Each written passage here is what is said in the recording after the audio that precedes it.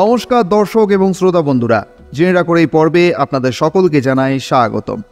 সিংহ রাশি, সিংহ লগ্ন অথবা লিও সাইন, আপনার যাই হোক এই ভিডিওটি আপনার জন্য। শ্রোতা বন্ধুরা, আমরা সকলেই কিন্তু নিজেদের ভালোটাই আগে বুঝি। ভালো বা শুভ এই যে দুটি শব্দ, এই শব্দ দুটির ডেফিনেশন বা সংজ্ঞা বিভিন্ন জনের কাছে বিভিন্ন রকম। একজন গৃহস্বামী বা গৃহস্বামিনী ভাবেন কিভাবে আমি আমার পরিবারকে আরও খুশি দেখতে পাই, সন্তানের লেখাপড়া কেরিয়ার যেন ভালো হয়, তারপর বিবাহ যেন সুপাত্রে হয়, পরিবারের বয়োজ্যেষ্ঠ অর্থাৎ কর্তার কর্তা তাদের শরীর স্বাস্থ্যও যেন ভালো থাকে, কারণ তাদের শরীরে কোনো সমস্যা এলে তো নিজের রোজনাম চাই বেশ সমস্যায় পড়তে হয়। শুধু বয়োজ্যেষ্ঠ কেন, একজন রোজগেরে কর্তা বা কর্ত্রী যেই হন তার সবসময় একটাই চিন্তা মাথায় কাজ করে, যেন সব ঠিকঠাক যায়। আর তার জন্যই করতে হয় পরিশ্রম। জীবনে অর্থ একটা বড় ব্যাপার, তাকে একত্রিত করে সঞ্চয় করা একটা দায়িত্বের মধ্যে চলে আসে। আর কখন যে এসব ভাবতে ভাবতে নিজের পরিশ্রমকে নিজের চোখে দেখতে ভুলে যান তা আপনি নিজেই জানেন না। কিন্তু আপনি না জানলে কি হবে, অন্য কেউ তো জানে। তারা দেখে, অনুভব করে, হ্যাঁ আপনি সৃষ্টিতে এসে কিছু করছেন। কাউকে ভালো রাখার যে মরিয়া চেষ্টা আপনি দীর্ঘদিন ধরে করছেন, তার খেয়াল আপনি না রাখলেও গ্রহরা কিন্তু ঠিকই রাখে। গ্রহেরা যেন অপেক্ষা করে নিয়তির যে কখন এমন সংযোগ আসবে আর তারা আপনাকে আপনার প্রাপ্য সম্মানটুকু বুঝিয়ে দেবে। ঠিক সেই রকমই কিছু হতে চলেছে 2026 সালে। আপনার অধিপতি সূর্যদেবের বছর 2026 সাল। এটা সেই সময় যখন আপনি আপনার প্রাপ্য ফল পাবেন। দীর্ঘ 2 বছর ধরে যে সময় আপনি অতিবাহিত করেছেন, সেই সময় খুব একটা মসৃণ ছিল না।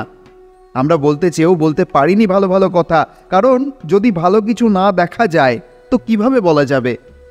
ছোটোখাটো সুযোগ প্রায়ই এসেছে, কিন্তু তা ছিল অল্প সময়ের জন্য। সেই ভালো হতে না হতেই কিছু নতুন সমস্যা জীবনে এসে সেই ভালো সময়ের আনন্দকে বিনষ্ট করে দিয়েছে। হতাশ, লুকোনো ভয়, নানা সমস্যা বারবার যন্ত্রণা দিয়েছে। কিন্তু এবার হচ্ছে ঠিক তার উল্টোটা। গত 2 বছরে আপনার ভালো সময়ের সংখ্যা ছিল সীমিত, কিন্তু খারাপ ছিল অফুরন্ত। বছরের 2-1 মাস ভালো হলেও সেটাকে ভালো বলতেই মন হয় না। একটু সাফল্য, একটু শান্তি যখন এসেছে, তখন সেটাকে তো স্থায়ী হতে হবে, তাছাড়া কিভাবে শান্তি পাওয়া যায়। আর সেই সময় হচ্ছে 2026 সাল, যখন ভালোর পরিমাণ বেশি, খারাপের পরিমাণ কম। আচ্ছা, এখানে খারাপ বলতে ভয় পাওয়ার কিছু নেই। বছরে 2-1টা মাস এমন যাবে যখন মনে হবে এরকম সময় আপনি আগে অতিক্রম করেছেন। আর কিভাবে সেই সময়কে আপনি অতিক্রম করেছেন সেটাও আপনি খুব ভালো করেই জানেন। কি এমন ভুল করে সেই ভুলের খেসারত দিতে হয়েছে, নিশ্চয়ই সেই ভুল আপনি বারবার করবেন না।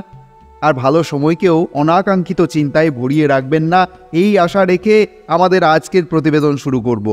আগামী 2026 সাল আপনার কেমন থাকবে? আপনাদের বিভিন্ন জনের বিভিন্ন রকম ভালো থাকার ডেফিনেশন আছে। আমরা দেখে নেব কোন কোন ক্ষেত্রে 2026 সাল একদম ভালো ফলাফলের বছর প্রমাণিত হবে। আপনি নয়তো সেখান থেকে আপনার দিকটা খুঁজে নিন। আর অবশ্যই বছরের 2-1টা মাস সতর্কতাও থাকবে, তবে ভয় পাবেন না। কোন ক্ষেত্রে সতর্ক থাকতে হবে তাও জানাবো, যাতে আপনি ওই কটা দিন একটু সামলে থাকেন। আজকে আমরা বিস্তারিতভাবে আলোচনা করব 2026 সালটা ঠিক আপনার কেমন যাবে, কতটা ইতিবাচক থাকবে। 2026 সালের কোন সময়টা কঠিন মনে হবে সেটাও বলবো, কি কি পরিবর্তন আসবে সেটাও বলবো, কোন কোন মাস খুব শক্তিশালী, আবার কোন মাস একটু সতর্কতা অবলম্বনের সেটাও কিন্তু অবশ্যই বলবো। অবশ্যই প্রতিবেদন আপনার জন্মরাশি অনুযায়ী হচ্ছে, অর্থাৎ আপনার জন্মরাশি যদি সিংহ হয়, আপনার লগ্ন যদি সিংহ হয়, আপনি যদি লিও সাইনের কোনো ব্যক্তি হয়ে থাকেন, অবশ্যই আপনি কিন্তু এই ভিডিওটিকে কন্টিনিউ করতে পারেন। সিংহ রাশি সমস্ত দর্শক বন্ধুদের জন্য 2026 সালের আন্তরিক শুভেচ্ছা। আপনারা এই 2026 সালটিকে খুব ভালো করে কাটান।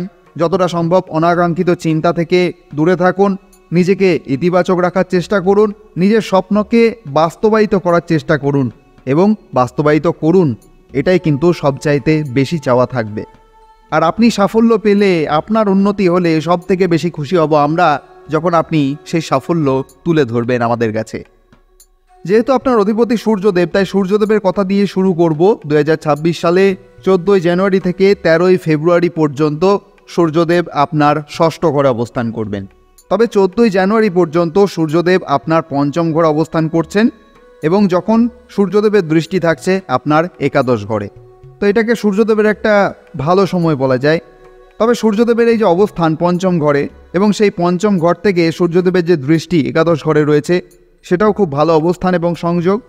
তাছাড়াও আগামী 14ই জানুয়ারি থেকে 13ই ফেব্রুয়ারি পর্যন্ত সূর্যদেব থাকবেন আপনার ষষ্ঠ ঘরে এবং 13ই ফেব্রুয়ারি পরে তিনি কিন্তু আপনার সপ্তম ঘরে চলে যাবেন।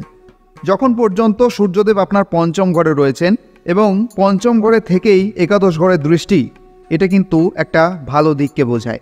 পঞ্চম ঘরটি হচ্ছে সন্তান এবং শিক্ষার ঘর। এখানে সূর্যদেব থাকলে কিন্তু জাতক জাতিকাদের সন্তান লাভের প্রবল আকাঙ্ক্ষা কিন্তু থাকতে পারে। বিশেষ করে মহিলাদের ক্ষেত্রে কিন্তু এই বিষয়টি লক্ষ্য করা যায় এবং সূর্যদেবের এই যে অবস্থান বুদ্ধিমত্তা এবং সৃজনশীলতাকে বাড়াবে।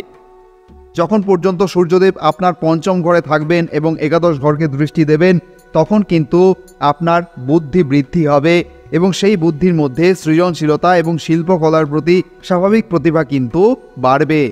তাছাড়াও সূর্যদেব কিন্তু এখানে জাতক জাতিকাকে আত্মবিশ্বাসী করে তোলেন, তবে কখনো কখনো মনের মধ্যে একটা অহং ভাবের জন্ম নেয়, যা আমরা ইগো নামে জানি। ইগো সংক্রান্ত বিভিন্ন সমস্যা দেখা দেয়, যা সম্পর্কের ক্ষেত্রে কিছু সমস্যা সৃষ্টি করে। কিন্তু এক্ষেত্রে আপনি যদি নিজেকে ঠিক রাখেন, আপনার মনের মধ্যে অহংভাব যতই আসে আপনি সেটাকে গুরুত্ব না দিয়ে ডাউন টু আর্থ যে বিষয়টি রয়েছে থাকার চেষ্টা করেন আপনি, তাহলে সেক্ষেত্রে কিন্তু কোনো সমস্যাই হয় না। তাছাড়াও আপনার লাভ এবং আয় বাড়তে দেখা যায়। একাদশ ঘর হচ্ছে লাভ এবং ইচ্ছা পূরণের স্থান, বিশেষ করে স্বপ্ন পূরণের স্থান হচ্ছে একাদশ ঘর। আর সূর্যদেবের দৃষ্টি এখানে থাকায় জাতক জাতিকাদের জীবনে কিন্তু আয়, লাভ এবং উন্নতির সম্ভাবনা অনেক উজ্জ্বল হয়। তবে কিছু কিছু ক্ষেত্রে লাভের পথে ছোটোখাটো বাধা আসে, আর সেই বাধাগুলো জানান দেয় যে আপনি সঠিক পথে হাঁটছেন, কিন্তু শেষ পর্যন্ত ভালো ফলই মেলে। কর্মজীবনের সম্মান পেতে দেখা যায়। এই জাতক জাতিকারা প্রশাসনিক পরিষেবা, সরকারি চাকরিতে সফল হতে পারেন এবং সমাজে প্রভাবশালী ব্যক্তিদের সাথে কিন্তু সংযোগ স্থাপন করতে পারেন। স্বাস্থ্য ভালো থাকে, কিন্তু হজমের সমস্যা কখনো কখনো দেখা দেয়। যদিও এই সময়টা শীতকাল থাকবে, তাই সাধারণভাবে আপনিও জানেন গোচর ছাড়াই, অবস্থান ছাড়াই পেটের সমস্যা শীতকালের দিকে একটু কখনো কখনো হতেই পারে, এটা কিন্তু স্বাভাবিক ব্যাপার। তবে আপনি যদি বেশি সমস্যা ফিল করেন যে হ্যাঁ পেটের সমস্যা, এটা সহ্য করা যাচ্ছে না, তখন আপনি চিকিৎসকের পরামর্শ নিতেই পারেন, সেটা আলাদা ব্যাপার। সব মিলিয়ে সূর্যদেবের এই যে অবস্থান 14 তারিখ পর্যন্ত খারাপ বলা যায় না, সেটা কিন্তু আক্ষরিক অর্থে ভালোই বলা যায়। এবারে যখন 14ই জানুয়ারি থেকে 13ই ফেব্রুয়ারি পর্যন্ত সূর্যদেব আপনার ষষ্ঠ ঘর অবস্থান করবেন, তখন কি হবে? ষষ্ঠ ঘর হচ্ছে আপনার প্রতিযোগিতার ঘর, জয় পরাজয়, শত্রু, খেলাধুলা, এইসব সংক্রান্ত ঘর। সূর্যের এখানে প্রবেশ আপনাকে প্রতিযোগিতায় জেতাতে সাহায্য করবে, কর্মক্ষেত্রে শত্রুকে পরাস্ত করবে, বিদেশ, দূরযাত্রা, স্টাডি, অফিসিয়াল ট্রাভেল হতে পারে, হাসপাতাল বা মেডিকেল সম্পর্কিত কাজে লাভ দেখা যায়। আপনার প্রথম ঘরের অধিপতি তখন দ্বাদশ ঘরে দৃষ্টি দেন, তার ফলে দ্বাদশ ঘর সম্পর্কিত যে কাজ সেগুলি ভালো দেখা যায়। এই যেমন বিদেশ, হাসপাতাল, দ্বাদশ ঘর সম্পর্কিত যে ভালো দিকগুলি রয়েছে সেই দিকে কিন্তু বাইরে যাওয়া, ভ্রমণ, মিটিং, এই সমস্ত কিছুই কিন্তু ভালো দেখা যায়। তবে আগামী 13ই ফেব্রুয়ারি থেকে 15ই মার্চ পর্যন্ত আপনাকে একটু সতর্কতা গ্রহণ করতে হবে। সেটা হচ্ছে আপনার যে রাগ, সেটাকে একটু নিয়ন্ত্রণ করতে হবে। সম্পর্ক এবং দাম্পত্য জীবনে একটু ভুল বোঝাবুঝি হতে পারে, কারণ তখন সূর্যদেব আপনার ষষ্ঠ ঘর ছাড়িয়ে সপ্তম ঘরে প্রবেশ করবেন, যেখানে সপ্তম ঘরে আগের থেকেই অপেক্ষা করে আছে রাহু। তো রাহু এবং সূর্য অর্থে অহং বৃদ্ধি, এটা কিন্তু দেখা যায়। তাই সেই অহং থেকে রাগ কিন্তু আসতেই পারে, এই রাগকে কিন্তু নিয়ন্ত্রণ করতে হবে। এই সময় আপনাকে ধৈর্য এবং ভালোভাবে কথা বলার অভ্যাস রাখতে হবে।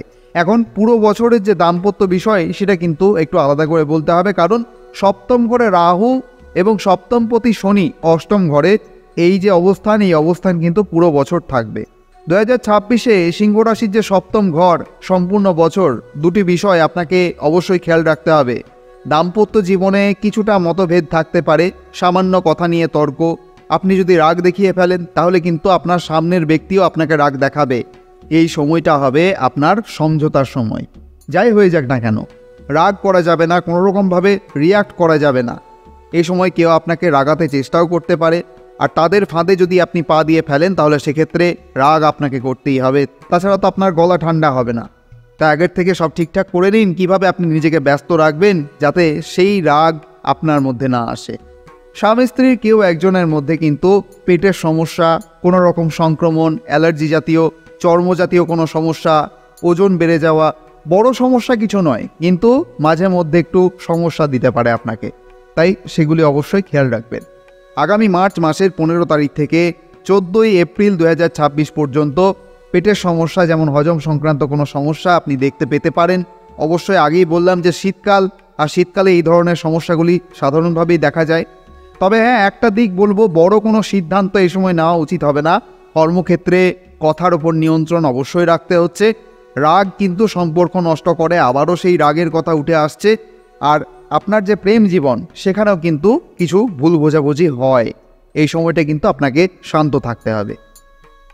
তবে 14 এপ্রিল থেকে 15 মে পর্যন্ত যে সময়টা আপনার যাবে, সেই সময়টা হবে আপনার জন্য অতি বিশেষ। এটাই হবে বছরের সেরা সময় অবস্থানে এবং দৃষ্টিতে।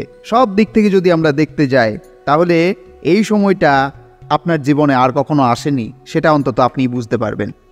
সেই সময় সূর্যদেবের অবস্থান থাকবে আপনার নবম ঘরে, এবং তখন সূর্যদেব উচ্চস্থ অবস্থায় থাকবেন, অর্থাৎ এক্সাল্টেড থাকবেন। এবং সূর্যদেবের এই যে উচ্চ রাশি হয়ে যাওয়া, সেই সময়ে কিন্তু আপনার রাজ সম্মান জুটতে পারে। যে সম্মানের জন্য আপনি দীর্ঘদিন ধরে অপেক্ষা করেছেন, সেই সম্মান কিন্তু আপনি সেই সময়ই পেতে পারেন।